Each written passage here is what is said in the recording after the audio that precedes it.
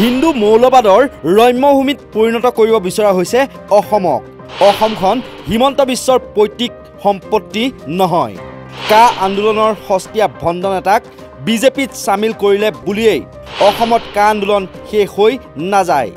অসমখন নিজৰ পৈতৃক সম্পত্তি বুলি ভবা অসমৰ মুখ্যমন্ত্ৰী ডক্টৰ হিমন্ত বিশ্ব শৰ্মা আৰু কেন্দ্ৰৰ শাসনৰ গাদীত থকা নৰেন্দ্ৰ মোদী আৰু অমিত শ্বাহে অসমখনক হিন্দু মৌলবাদৰ ৰম্যভূমিত পৰিণত কৰিবলৈ বিচৰা যি কাৰ্য, সেই কাৰ্যই তেওঁলোকে ক'ব বিচাৰিছে যে কেইজনমান কা আন্দোলনৰ ভণ্ড নেতাক, সস্তীয়া ভণ্ড নেতাক বিজেপিত চামিল কৰিলে বুলি অসমৰ কা আন্দোলনখন শেষ হৈ যোৱা নাই।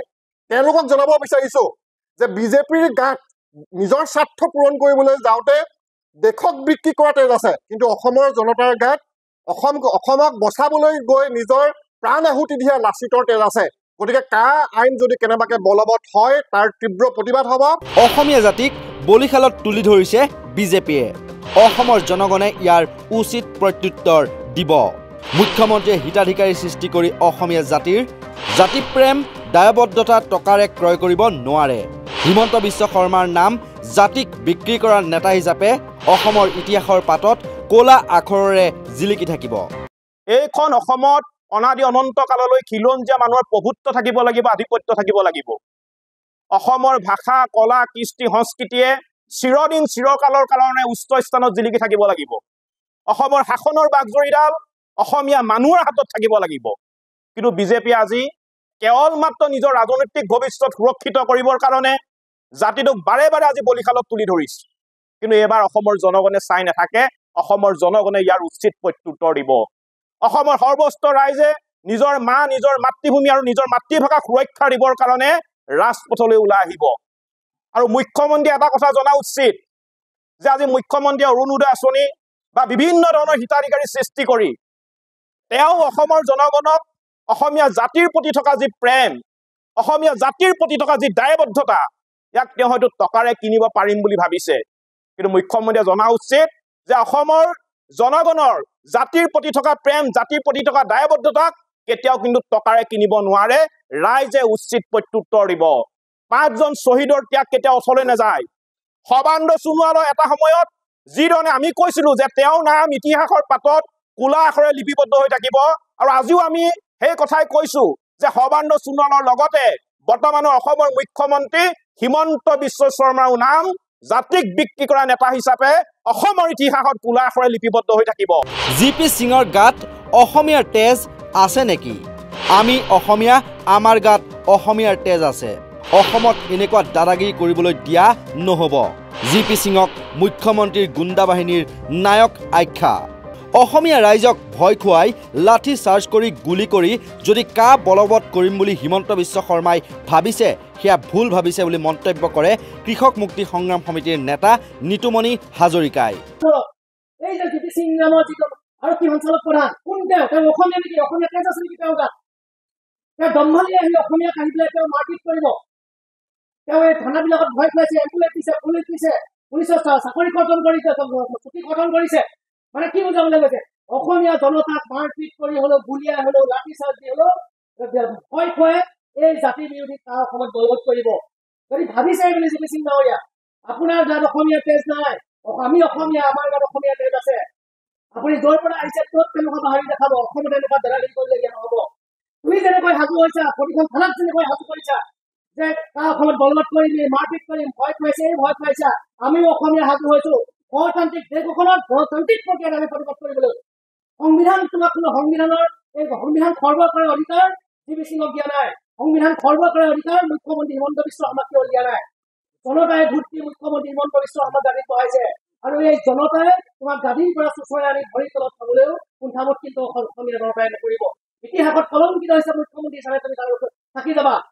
5জন হত্যাকাৰী তোমালোকে হত্যা কৰিছা, আৰু কিমান হত্যা কৰিম বুলি ভাবিছা?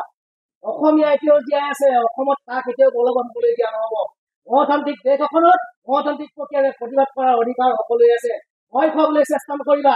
দম আছে যদি, সাহস আছে যদি মুখ্যমন্ত্ৰী হিমন্ত বিশ্ব শৰ্মা ডাঙৰীয়া আৰু এই মুখ্যমন্ত্ৰী হিমন্ত বিশ্ব শৰ্মাৰ কথা মতে উঠা বঢ়া কৰা এই গুণ্ডা বাহিনীৰ জিপি সিং ডাঙৰীয়া, গুণ্ডা বাহিনীৰ নেতা জিপি সিং ডাঙৰীয়া, লুটিবলৈ চেষ্টা কৰা অসমীয়াৰ এই গণতান্ত্ৰিক আন্দোলনত তাৰ সাহস আছে, কা বলবৎ তুমি দেখুওৱা।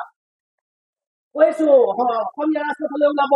জাতিধ্বংসী কা আইন কোনো কাৰণতে মানি লোৱা নহ'ব। অসমৰ ৰাইজৰ বাবে অভিশাপ স্বৰূপ এই ক'লা আইনখন অসমত বলবৎ কৰিবলৈ হ'লে পৰিস্থিতি পুনৰ ভয়াৱহ হৈ পৰিব। এইদৰে কা আইন বলবৎ কৰিব বিচৰা বিজেপি চৰকাৰৰ বিৰুদ্ধে সোচ্চাৰ হৈ পৰিছে শিৱসাগৰৰ দল সংগঠন। শিৱসাগৰ প্ৰেছ ক্লাবত বিভিন্ন দল সংগঠনৰ যৌথ মঞ্চই শনিবাৰে আয়োজন কৰা সংবাদমেলত কা বিৰোধী স্থিতিৰে সোচ্চাৰ হৈ পৰে কেইবাগৰাকীও সংগঠনৰ নেতা। ৰাজ্যৰ মুখ্যমন্ত্ৰী হিমন্ত বিশ্ব শৰ্মা আৰু অসম আৰক্ষীৰ ডিজিপি জি.পি. সিঙক তীক্ষ্ণ সমালোচনা কৰি যাদৱ গগৈয়ে কয় যে মুখ্যমন্ত্ৰী হিমন্ত বিশ্ব শৰ্মাই কেন্দ্ৰৰ ওচৰত আঁঠু লৈ জাতিক বিক্ৰী কৰিছে।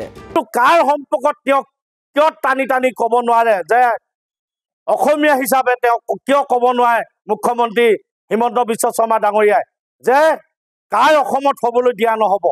কাৰণ কি? তেওঁ যদি অসমীয়া হিচাপে কিয় ভয় কৰে? দিল্লী নেতাকেইজনলৈ কিয় মুখ্যমন্ত্ৰীয়ে ভয় কৰে যে ক'ব নোৱাৰে কিয় সদনত কাৰ বলবৎ হ'বলৈ দিয়া নহ'ব বুলি?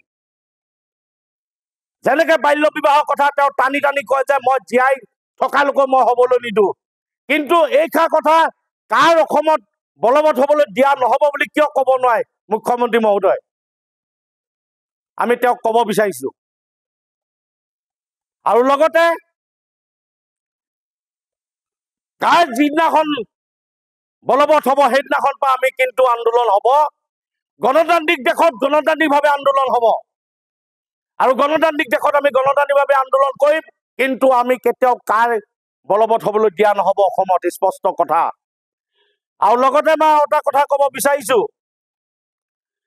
যে আৰক্ষী সঞ্চালক প্ৰধান জি.পি. সিং ডাঙৰীয়াই কৈছে যদি অসম বন্ধ দিয়ে যি দল সংগঠনে নহওক, কিন্তু 1643 কোটি টকা ভৰিব লাগিব। জি.পি. সিং ডাঙৰীয়াই কৈছে। হয়, আমি জি.পি. সিং ডাঙৰীয়াক ক'ব বিচাৰিছো যে এইখন অসম কোনো এটা জাতীয় সংগঠন বা জনগোষ্ঠী সংগঠনে কেতিয়াও ধ্বংস কৰিব নিবিচাৰে। যিখন অসম চুকাফা অসম, লাচিতৰ অসম, আজান ফকী অসম, কনকলতা, জয়মতী অসমখনক কোনো এটা জাতি তথা জনগোষ্ঠী সংগঠনে ধ্বংস নকৰে। এই কথাষাৰ জি.পি. সিং ডাঙৰীয়াই শুনা উচিত, জনা উচিত। কেৱল ৰাজনৈতিক দলবিলাকে এই অসমখন ধ্বংস কৰাত উঠি পৰি লাগে। যেনে এতিয়া বিজেপিয়ে এই অসমখন ধ্বংস কৰিব বিচাৰিছে, য'ত বিদেশী বুজা, য'ত অসমে বিদেশী বুজা কেতিয়াও নলয়। বাৰে বাৰে আন্দোলন কৰি আহিছো, বাৰে বাৰে অসমীয়া মানুহে আন্দোলন কৰি আহিছে যে অসমত বিদেশী বুজা কেতিয়াও লোৱা নহ'ব বুলি কৈছে, কিন্তু তাৰ পিছতো এই চৰকাৰখনে কিন্তু বিজেপিক আমাৰ বিদেশী বুজা দিবলৈ বিচাৰিছে। এইখন আচলতে গণতান্ত্ৰিক দেশ নে স্বৈৰাচাৰী দেশ আমি আচলতে ভাবিবলৈ বাধ্য হৈছো।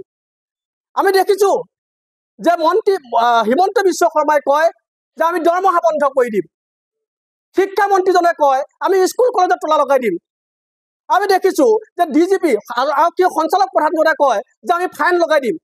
আচলতে এই যিখন ৰাজ্য, এই যিটো শাসন ব্যৱস্থা চলি আছে, এয়া জনতা আৰু চৰকাৰৰ শাসন ব্যৱস্থা নে মালিক আৰু কীটদেশ শাসন ব্যৱস্থা চলি আছে, তাক ভাবিবলৈ আমি বাধ্য হৈছো।